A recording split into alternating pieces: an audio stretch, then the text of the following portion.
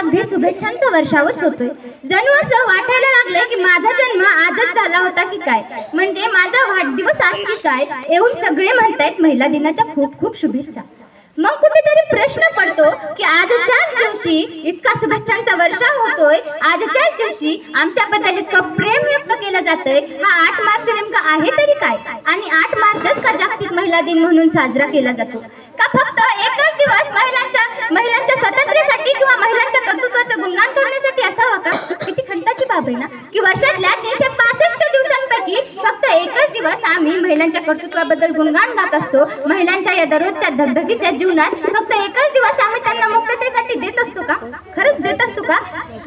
मला तर अगदी असं वाटायला लागलंय की महिला दिन हा बैलपोळ्याच्या सणासारखाच झालाय की काय। जसं शेतकरी बैलपोळ्याच्या दिवशी बैलाला आंघोळ घालतो, त्याला स्वच्छ आंघोळ घालतो, त्याला खाऊ पिऊ घालतो, त्याच्यावरती झूल पांघरतो, त्याला अगदी वाजवत अख्ख्या गावातून मिरवतो आणि दुसऱ्या दिवशी मात्र त्याचा कसलाही विचार न करता त्याला अगदी कामाला झुकतो, त्याच्याकडून राबून घेतो, त्याला कष्टाच्या कामाची सुरुवात करतो। तसंच काहीतरी स्त्रियांच्या बाबतीत झालंय, फक्त तसंच काहीतरी स्त्रियांच्या बाबतीत झालंय बैलपोळ्याच्या बैलासारखं। तर स्त्रियांचं फक्त एक दिवसापुरतं कौतुक करायचं आणि दुसऱ्या दिवसापासून मात्र तिच्याकडून राबून घ्यायचं।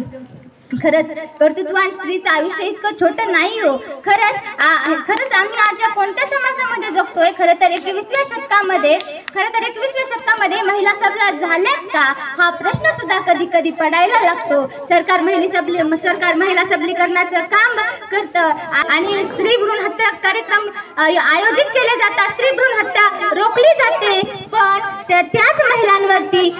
पण त्याच महिलांवरती बलात्कार घडवून आणले जात आहे। ते अगदी छोट्या बाळापासून ते म्हाताऱ्या आजीपर्यंत बलात्कारांना सामोरे जावं लागतंय। मग आम्ही कुठून म्हणायचं की महिला सुरक्षित आहे? महिलांना हक्क मिळालेत का? कदाचित महिलांना हक्क मिळालेही असतील, कदाचित महिलांना त्यांचं स्वातंत्र्य मिळालेही असेल, कदाचित महिलांना त्यांचं स्वतंत्र हक्क मिळालेही असते, पण त्यांना कायद्याने घराच्या बाहेर हक्क मिळालेत, स्वातंत्र्य मिळालेत, पण स्त्रीला घरामध्ये स्वतः त्यांचे हक्क मिळालेत का? त्यांना स्वतंत्र मिळालेत का? आपल्या या पुरुषप्रधान संस्कृतीने स्त्रीला घरामध्ये उंच आवाज करून बोलण्याचं स्वतंत्र आहे का? नाही ना। म्हणूनच मला म्हणावंच वाटतं, सर्वांनी लक्ष देऊ नये का? आपण आपल्या समाजाची रीत अशी आहे, कुठे चांगलं केलं तर या जगामध्ये त्याला कुठं नावं ठेवता येतील याचीच जागा लोक शोधतात। आणि मग मी म्हणते तसंच काहीतरी स्त्रियांच्या बाबतीत आहे। मग मी म्हणते अशा दुतोंडी जगात आमच्यासारख्या मुलींनी, स्त्रियांनी जगावं तरी कसं, वागावं तरी कसं?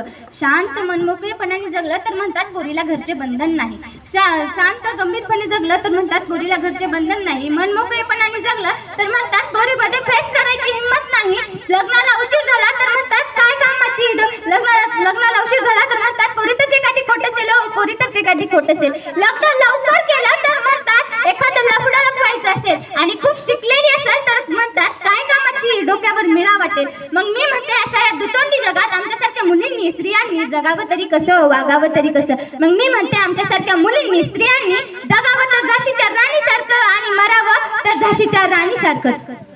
आजकाल मुलींची तक्रार आहे की हे मुलं आम्हाला त्रास देत आहेत, टंगलखोर मुलं रस्त्यांनी आम्हाला टंगलटीवाली करतायत, आम्हाला येता जाता त्रास देत आहेत। पण त्या सर्व मुलींना मला सांगावंसं वाटतं की जोपर्यंत तुझ्यातली दुर्गा जागी होत नाही, जोपर्यंत तुझ्यातली कालिका जागी होत नाही, जोपर्यंत तू झाशीच्या राणीला आठवत नाही, जागी एकट्या इंग्रजांशी लढल्या होत्या तोपर्यंत, आणि तुझ्यातला स्वाभिमान